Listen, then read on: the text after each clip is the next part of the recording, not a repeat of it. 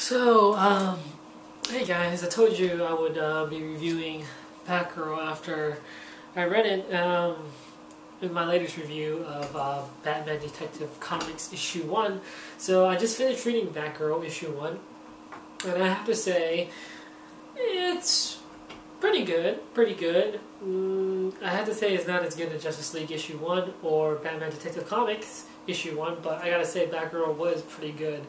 Now there's minor issues. I mean, this tiny bit, it's not like a whole bother, but this is actually Barbara Gordon right here in the front cover. This is not Cassandra Cain or any other different Batgirls in the ages.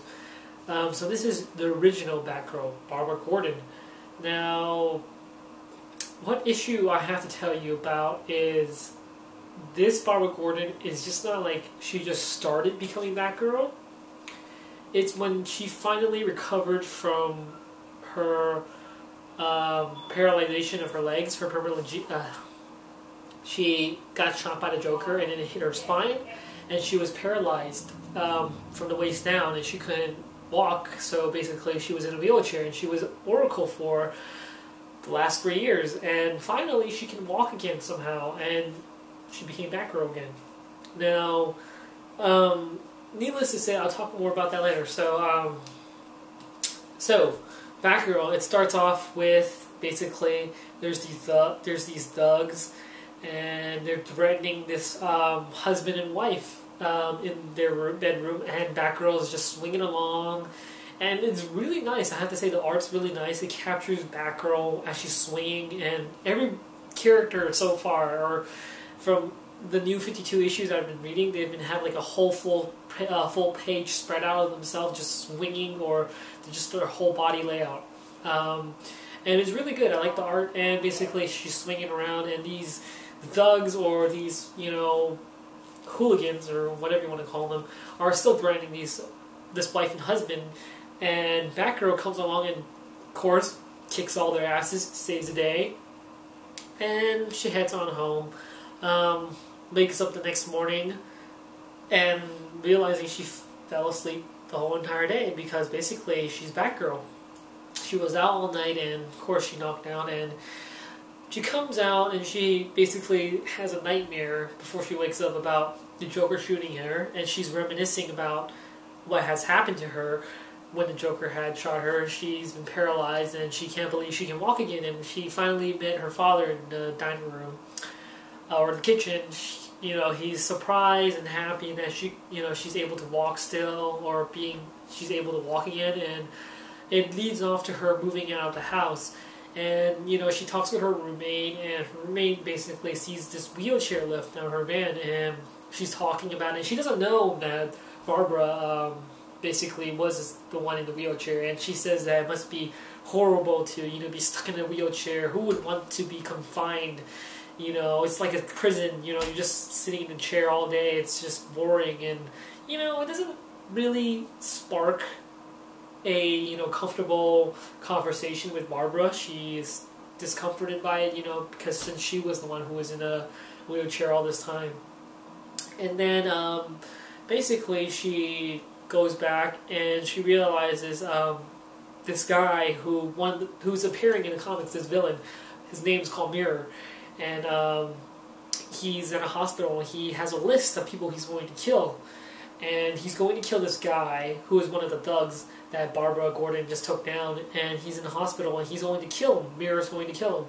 And Barbara Gordon gets a text because the officers paged or called for help, and basically any messages sent to her dad is sent to her directly, because she doesn't have a bat signal. She explains it too. And basically she rushes there in her motorcycle, which kind of doesn't make sense. She rushes into the hospital with her motorcycle, gets into an elevator, and goes all the way up.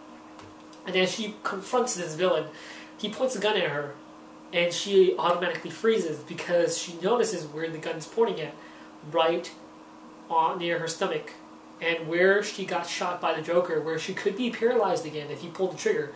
And she just froze there in shock and fear that she's going to get paralyzed again, that she's going to get shot.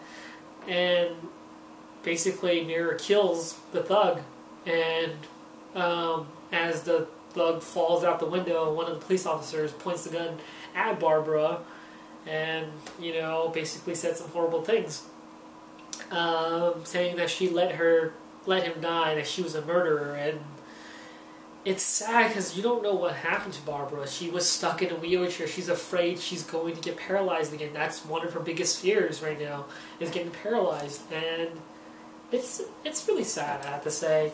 But like I said, it's interesting how this 3-year period, she's paralyzed from the waist down. How was she able to walk again? She's not able to walk again after she got shot there. After she got shot in the spine, she was not able to walk ever again. And it's surprising how she's able to walk again. But I hope they explain this in the next couple of issues, because it's a mystery right now, and it's really, really interesting. And I really want to know what happens to Barbara. And like I said, that's the only minor issue. You just want to know what happened to Barbara. How is she able to walk again? That's the minor issue. The story is actually great. It actually brings like the atmosphere of her fear of being paralyzed again. It was really great. That's one fear she has to overcome. Just like how Batman was. Well, maybe Batman wasn't scared of bats, but he was. He had the fear of bats, but he overcome it. And he took that fear and wanted to use that fear amongst other people. And Barbara has her own fear now too that she has to overcome. Really great issue, great story, great art. I have got to say, I hope Batgirl shines this era, because she just got brought back, and I hope Barbara is able to shine again. I'm hoping she does. I'm hoping this comic does good, as well as Detective Comics and Justice League issue 1. Hope you like this review. Check it out if you guys can. Prefer you guys read it. Actually, it's good.